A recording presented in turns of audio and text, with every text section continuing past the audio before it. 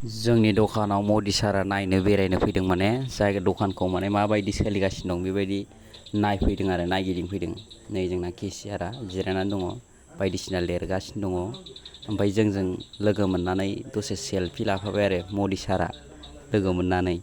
ओमफ्राय जोंबो बिराद गोसोखौ गोजोननाय मोनबाय जोंबायदि मानसिजोंबो सेलफि लाबाय नालाय बिराद मोजां मोनबाय आरो।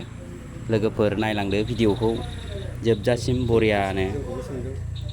बे जोंनि दखान आरो बेयाव आलु पियास सामब्राम बायदिसिना दोनो बै मनाफ्राव बस्था दोनो आरो। ओमफ्राय हरै हाइजें दं जोगोनार बायदिसिना आलु पियास मा नांगौ मोनजोबगोन आरो बेयाव गासैबो दंजोबो आरो फारि फारि बान्दा कबि खुमब्रा नैबे जाबाय थाइबें राजा ना मा होनो बे बायदिसिना दङ मा नांगौ मैगं गोथां फारसेनिफ्राय मोनो।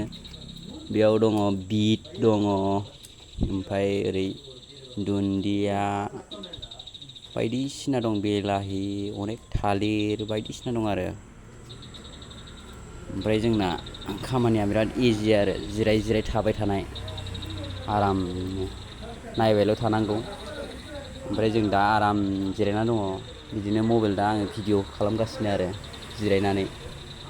लोगोफोर गोदानब्ला भिडिअ साबसक्राइब खालामदो लाइक होदो आरो नायबावनो गोसोब्ला कमेन्ट खालामबानो जाबाय। लोगोफोर ओरैबायदि नै जोंजों बरिया फेस टु फेस सोंदों जोंनो देखायदों आंनि लोगोनोबो नै हेमेथ' बिश्व शर्मा सारनि फट' देखायदों आरो गाव आर्मिफोरजों फट' भिडिअ बायदिसिना लानायखौ देखायदों।